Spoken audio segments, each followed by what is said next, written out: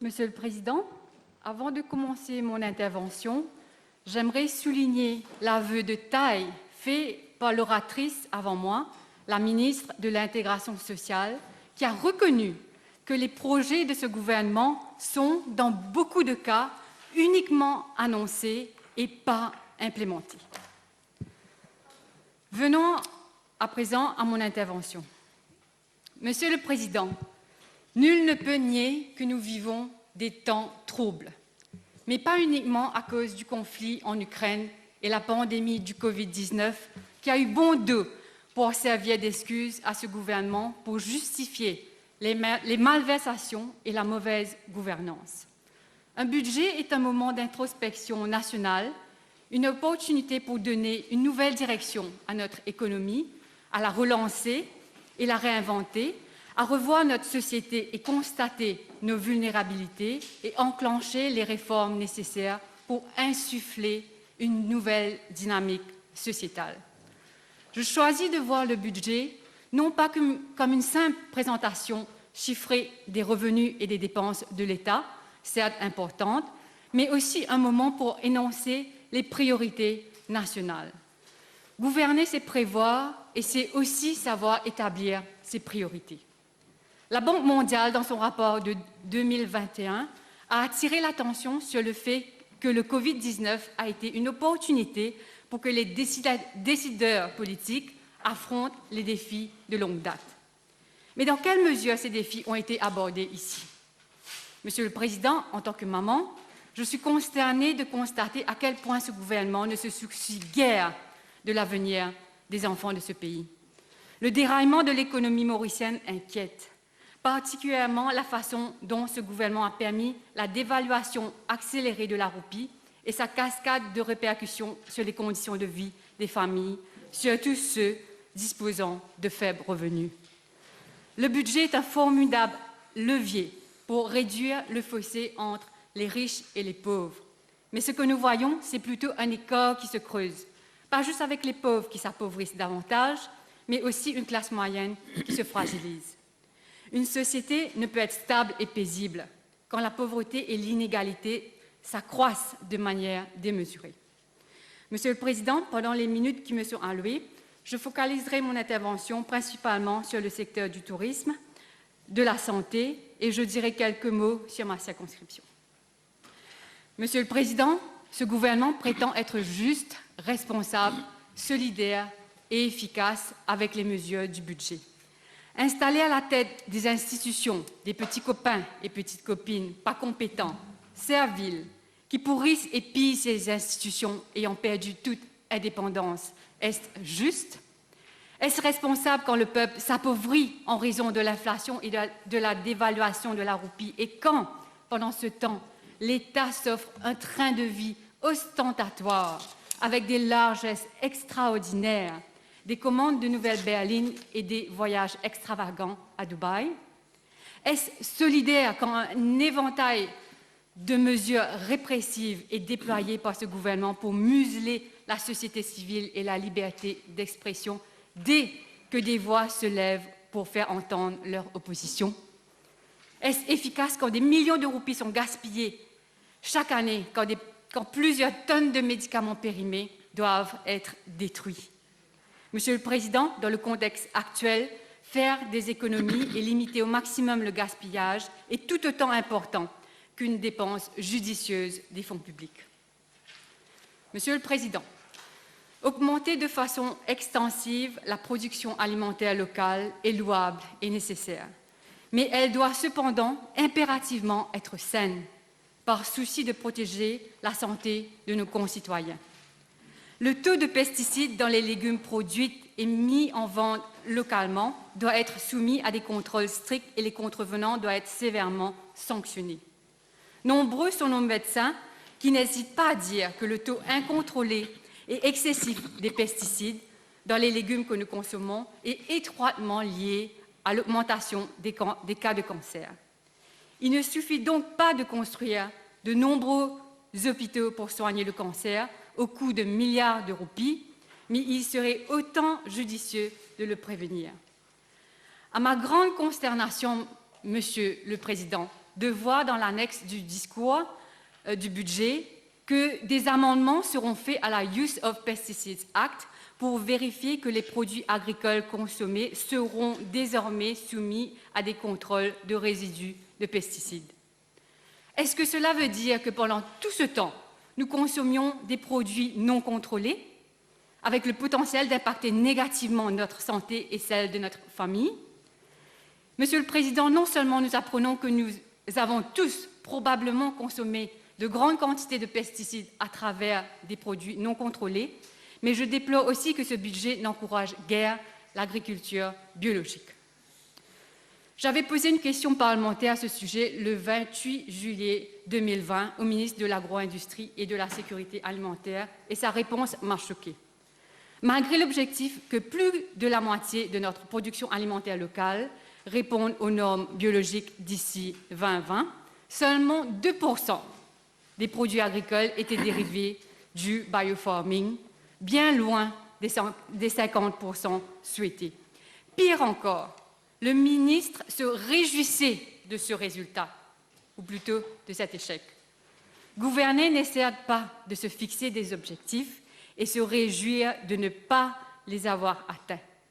Et ce n'est pas non plus avoir un manque d'égard envers la santé de son peuple. Monsieur le Président, The Wealth of Nations est, sans aucun doute, un livre qui a changé le monde. Mais cela a pris son temps.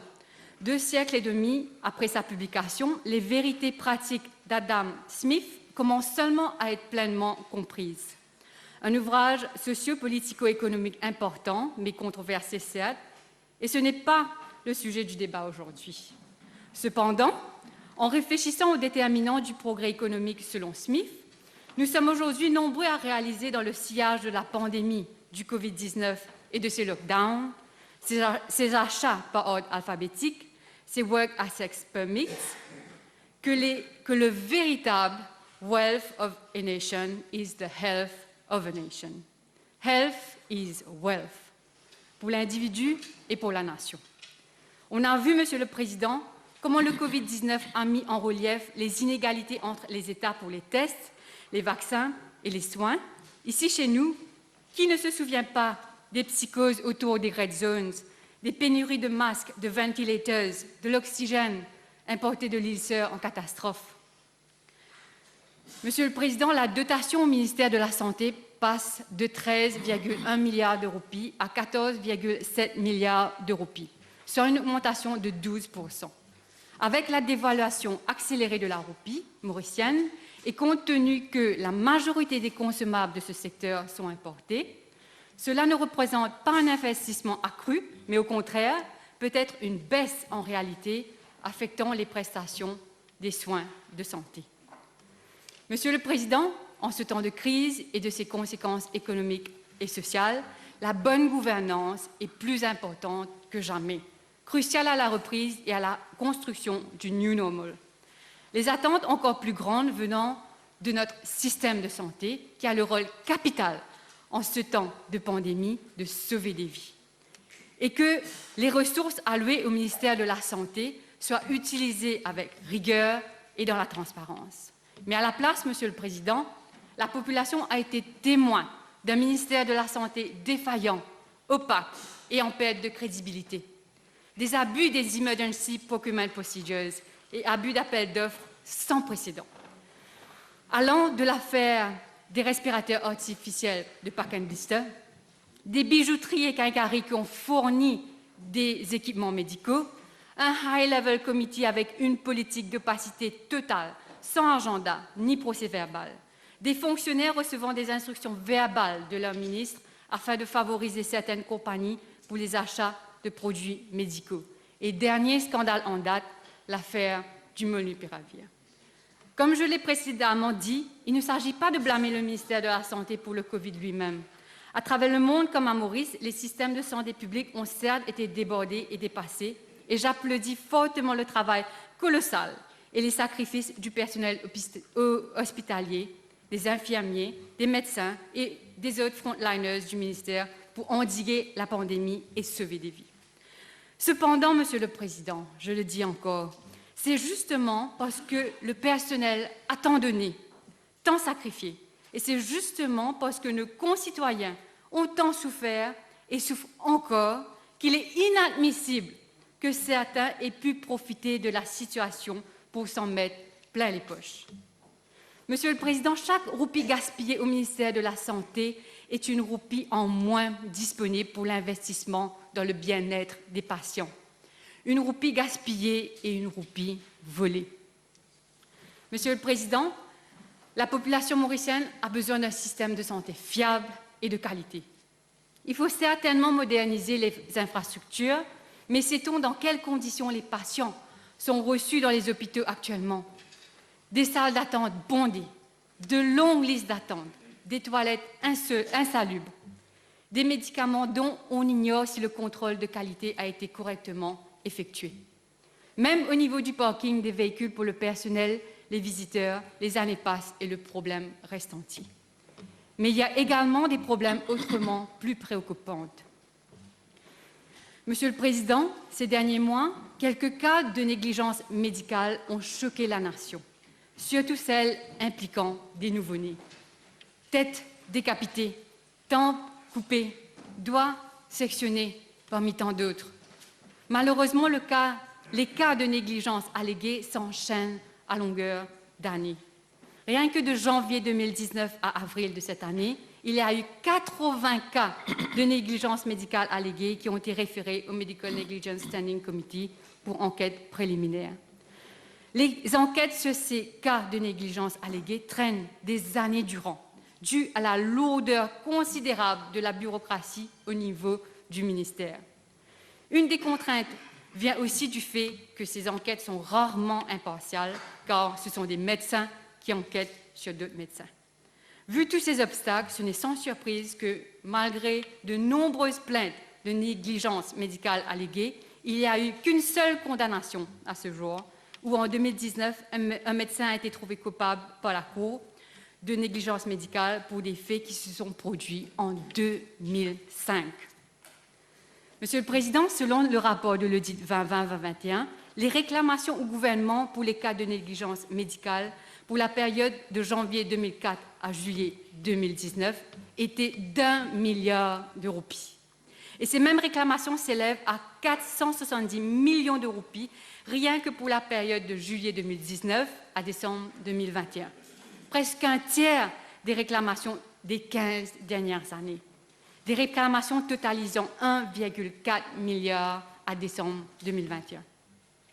Monsieur le Président, les négligences médicales sont des violations au droit à la sécurité des patients.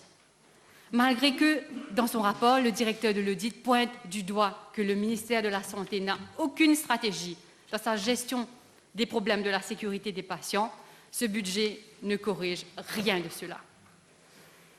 Monsieur le Président, ça fait maintenant plus de 7 ans que la construction du New Cancer Hospital, anciennement la clinique MedPoint, a été annoncée. Et ce nouveau centre de cancer reçoit une dotation dans chaque budget successif.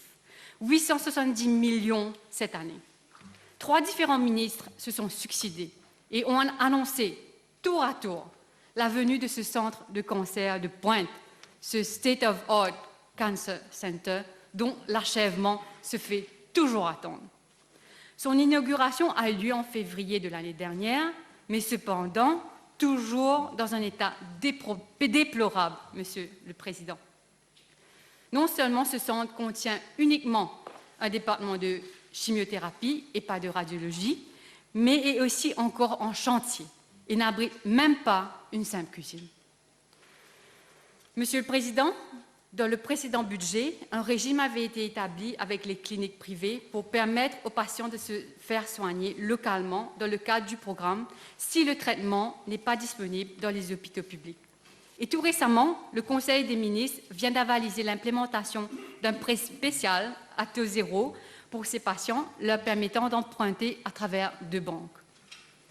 Monsieur le Président, cette mesure est un réel désaveu du système de santé publique, qui n'arrive pas à offrir les soins nécessaires à la population et est dans l'obligation de chercher l'assistance des cliniques privées.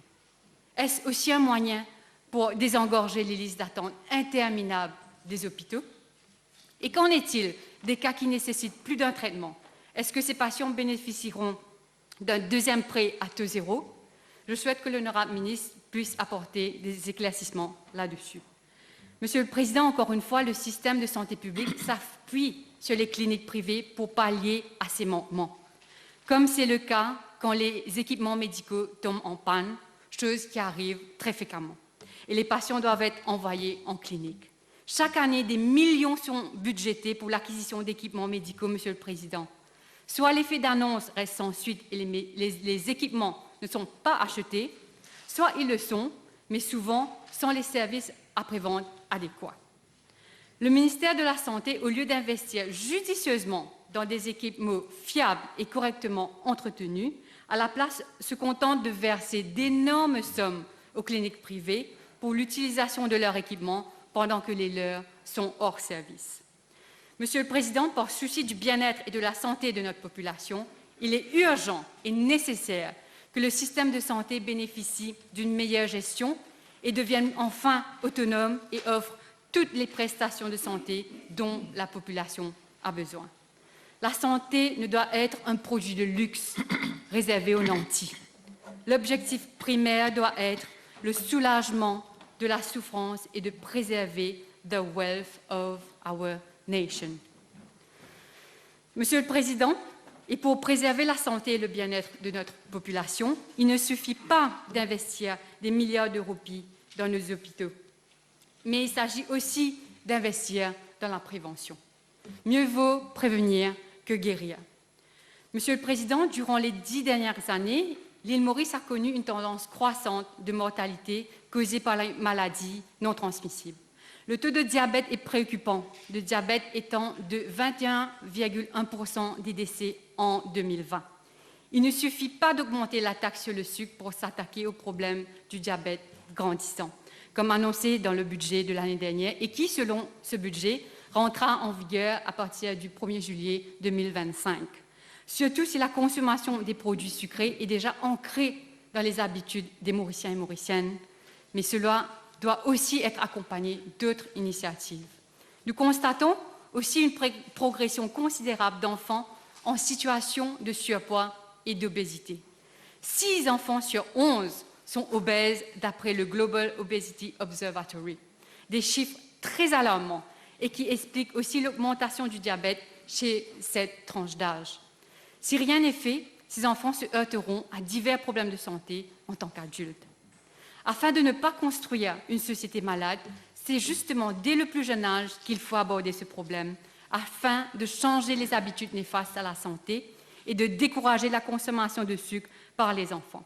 C'est dans cette optique que je propose plus de programmes de sensibilisation dans les écoles, de rendre obligatoire la position des étiquettes de mise en garde sur les boissons sucrées, et de rendre illégal tout type de publicité incitant les enfants à consommer les aliments et boissons en forte tenue matières grasses, sucre et sel, en les rendant spécifiquement attrayants aux enfants.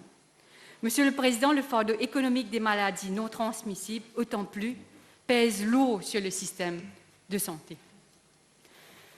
Monsieur le Président, les femmes sont confrontées à des défis uniques en matière de santé.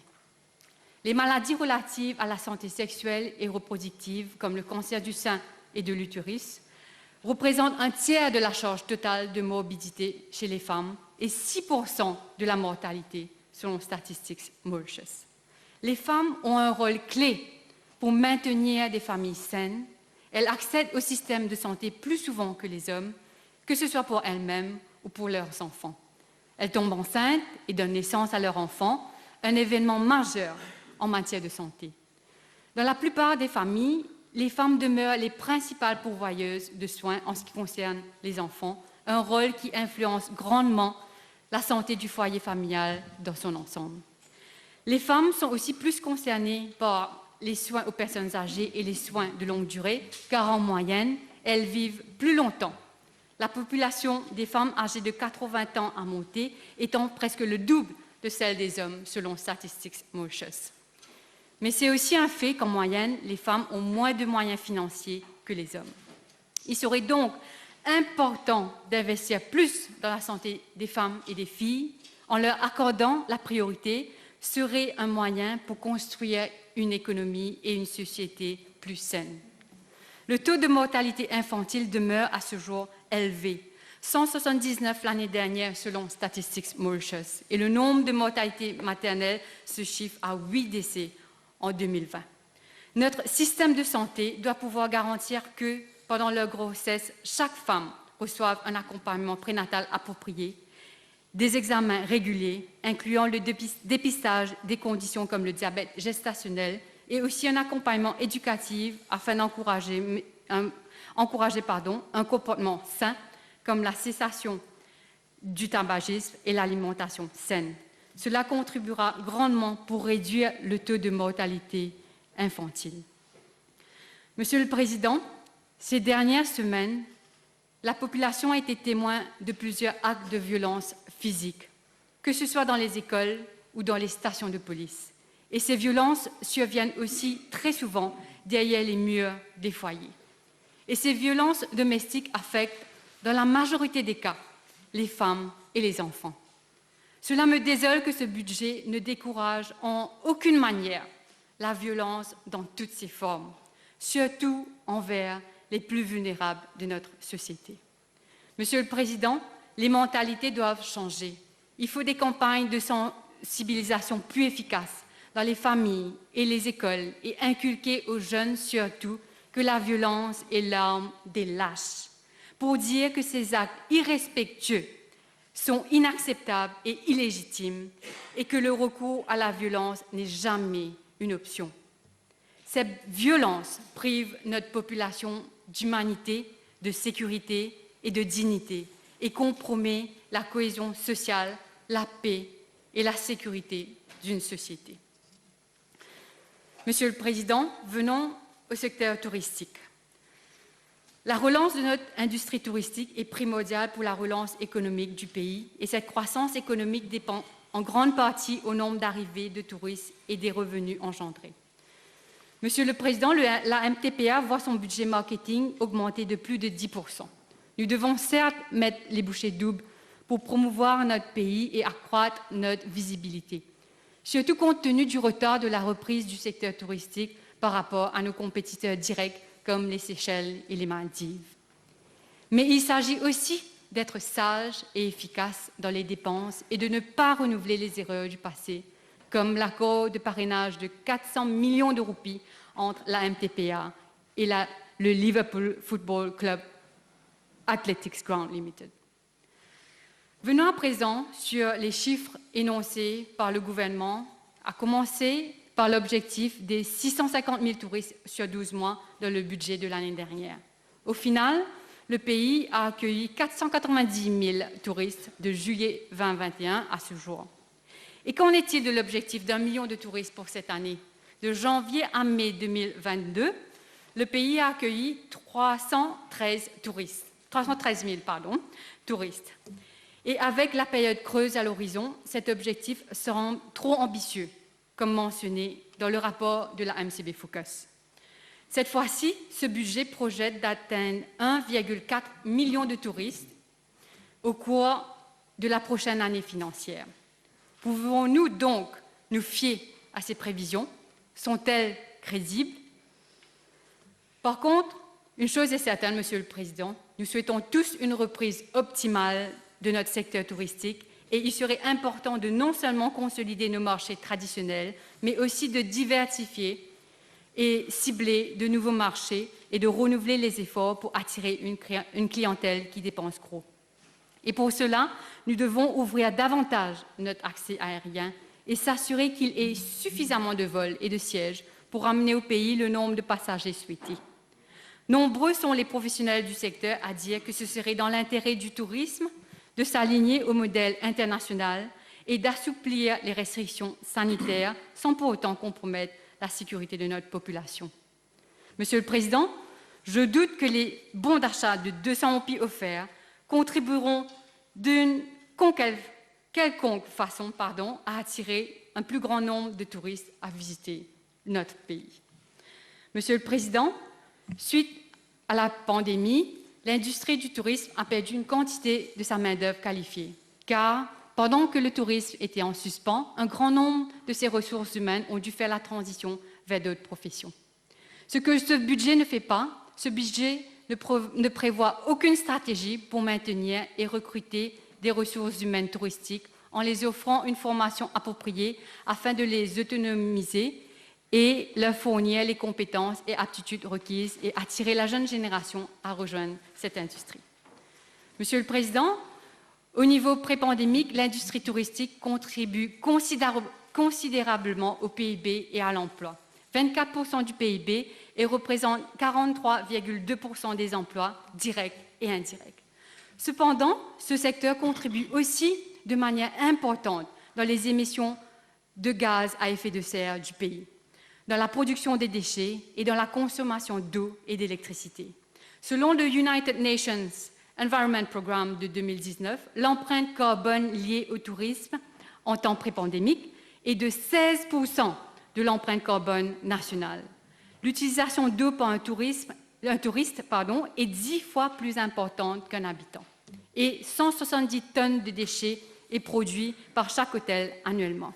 C'est pour cela, Monsieur le Président, que je déplore que ce budget a raté l'occasion d'encourager un développement durable et vert de l'industrie touristique.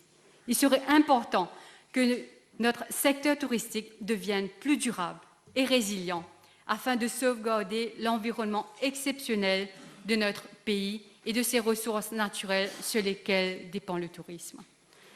Permettez-moi, avant de conclure, de faire état de quelques problèmes de ma circonscription Beaubassin-Petite-Rivière.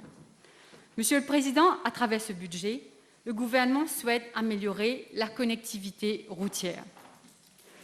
À Coromandel, la construction de la route A1-M1 qui relie Coromandel à Sorèze a débuté depuis avril 2018. Cette route, qui ne fait qu'1,1 km, devait être livrée en 2020, mais n'est toujours à ce jour achevée. Je déplore ce retard, Monsieur le Président, car le chantier et les déviations ne sont non seulement des eyesores, mais incommodent grandement les habitants de cette région et je souhaite, pour le bien de tous les usagers de la route, que la A1-M1 soit achevée dans les plus brefs délais. Monsieur le Président, le village d'Albion est une région en plein développement et consiste de 11 morcellements et un morcellement supplémentaire viendra bientôt voir le jour. Avec une population grandissante et aussi avec une insécurité grandissante, à l'ajournement des travaux du 26 octobre 2021, j'avais fait état de cela et soulevé le manque d'effectifs de policiers de la station d'Albion. Malgré une réponse favorable de la part du Premier ministre à ma requête de grandir cet effectif, à ce jour, il n'y a eu aucun changement. Le 27 avril 2022, un accident est survenu à l'entrée du morcellement Splendid View à Albion. Les habitants ont appelé la station de police d'Albion pour chercher de l'aide. Mais en réponse, ils ont été informés qu'aucun policier ne pourrait donner main forte car il n'était qu'à 2 dans la station. Choquant. Le 5 juin 2022, la police d'Albion est alertée qu'un cambriolage était en train d'être commis dans la région. Mais les policiers n'ont pu donner assistance car il n'était qu'à 2 dans la station. Choquant. Monsieur le Président, le budget met 10,9 milliards de roupies à la disposition des forces de police pour qu'elles puissent offrir un service de qualité et efficace à la population. Et je ne peux que renouveler mon appel et souhaiter que les moyens nécessaires seront utilisés pour que l'effectif de policiers de la station d'Albion soit grandi pour répondre aux besoins de ses habitants. Monsieur le Président, le malaise social est profond. Cela, les partis d'opposition, on en fait le constat depuis longtemps. Et chacun à sa manière exprime ses inquiétudes et fait des propositions. Et comme l'orchestre du Titanic, le gouvernement a continué à jouer les mêmes partitions. En faisant croire que l'économie était en bonne santé, en poursuivant les extravagances, avec un train de vie insultant pour le peuple en ces moments difficiles. L'impunité dont bénéficient les proches du pouvoir, l'apharisme effrayant des courtisans, le piétinement systématique de la méritocratie et l'opacité dans la gestion exacerbent ce malaise. Et quand les voix s'élèvent sur les réseaux sociaux ou dans les médias, les tracasseries de la police instrumentalisée sont quasi instantanées. Le gouvernement tente maintenant d'endiguer cette colère à travers le pays avec quelques mesures populaires. Mais la population réalise parfaitement que cette inflation provoquée par la mauvaise gouvernance économique d'abord, mais aussi dans une certaine mesure la situation internationale, est une nouvelle taxe exorbitante sur les pauvres, mais aussi sur la classe moyenne. Et cette misère, cette peine, ce combat de tous les jours et à chaque fin de mois, la majorité de la population le ressent dans sa chair, dans son âme. Et ce n'est un billet de 1000 roupies qui peut faire oublier cette douleur. Merci, Monsieur le Président. Thank you very much.